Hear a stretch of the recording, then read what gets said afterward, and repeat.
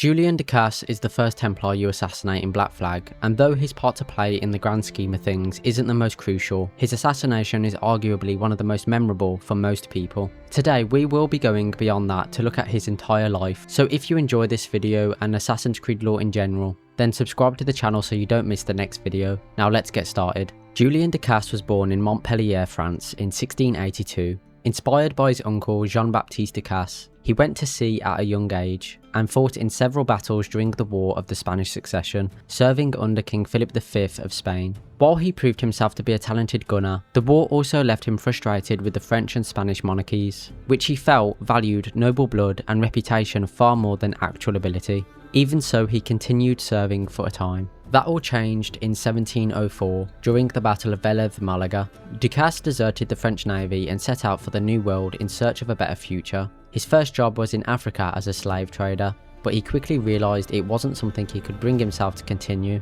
After about a year, he left and headed to the West Indies, hoping to find a different path. Over the next decade, Du Casse built a reputation as a mercenary, taking contracts from anyone willing to pay. It was during this time that he crossed paths with the governor of Cuba, Laureano de Torres y Ayala. The two became close, and Torres would go on to become one of Du Casse's most trusted friends and allies. In July of 1715, Du Casse, Woodes Rogers and Duncan Walpole were due to meet with Torres in Havana, where they would officially be inducted into the Templar Order. While staying at the governor's mansion, Du Casse and Rogers were left waiting after Walpole arrived a week later than expected.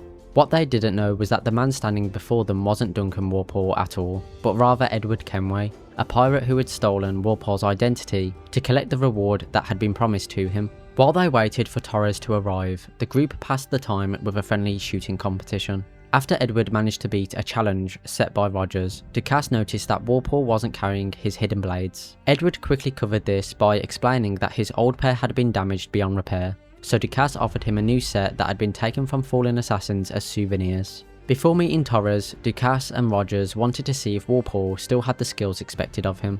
Edward managed to bluff his way through this by using his natural agility and free running abilities, convincing the Templars that he really was Duncan. Once they met with Torres, he inspected the vial of blood Edward had brought before officially welcoming all three men into the Templar Order. He then revealed his plan to find the observatory with the help of a sage known as John Roberts, believing it would help the Templars establish their vision of a new world order. Du Casse wasn't completely convinced, pointing out that no sage had been seen in decades, but Torres was confident that Roberts was the real deal. After discussing their plans, the group agreed to meet again the following day before calling it a night. The next morning, Du Casse joined the other Templars as they met the captured John Roberts. He mentioned the old belief that a sage's blood was needed to gain access to the observatory. According to old tales, the blood of a sage is required to enter the observatory. As they escorted Roberts through Havana, the group fought off an assassin ambush, although Roberts nearly managed to escape in the chaos. With Rogers preparing to return to England, the remaining Templars decided to keep Roberts imprisoned and question him the next day.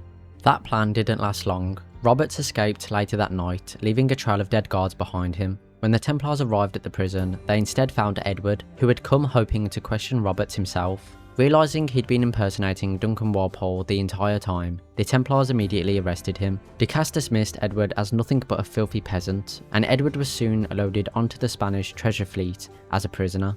After these events, Du Casse earned the trust of Torres and was given the responsibility of keeping him supplied with weapons, ammunition and gold. He was also made captain of one of Torres's largest galleons, El Arca del Maestro. Whenever the ship wasn't at sea, Du Casse would dock it at his hideout at Great Inagua. Now when this next event happened is unknown, but it is about how Du Casse came to take control of Verano House, which is the mansion at Great Inagua. We learn about this through two letters. In one letter, Lady Summers writes to Bernard Woodhouse, explaining that Du Casse had arrived claiming to know the previous owners, leaving her feeling obligated to let him stay. She went on to mention that he had taken an unusual interest in her son, something that immediately made her uneasy. She then says that she told the boy to stay in the yard and continue training with the blade Bernard had given to him. Later in the game, it's revealed that Bernard Woodhouse was actually a former assassin, and Verano House had once served as an assassin bureau. The blade that Lady Summers mentioned was almost certainly a hidden blade, which could explain why Du Casse was so interested in her son. In another letter, this time written by Bernard after Lady Summers' death, reveals an even darker ending. He writes that he found her son's body, but his blade was missing. Bernard assumes whoever killed him took it, and considering Du Casse had already been shown collecting hidden blades from assassins he killed, it's heavily implied that he was responsible.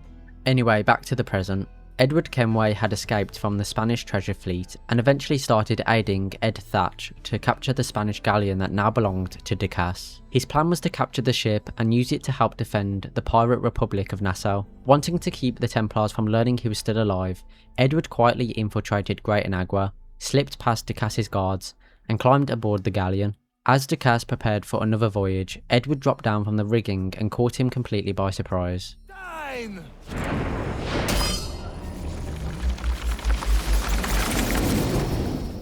As he lay dying, Du Casse mocked Edward for thinking too small and called him nothing more than a parasite. Edward ignored the insults and took a key from Du Casse's body, although the dying Templar refused to explain what it unlocked. With one final curse aimed at Edward, Julian Du Casse died in September of 1715 at the age of 33 years old. So what are your thoughts on Julian Du Casse and his assassination mission? Let me know down in the comments. I want to say a massive thank you as always to my channel members for their continuous additional support to the channel, and thank you to everyone for watching. I hope you have a great rest of your day.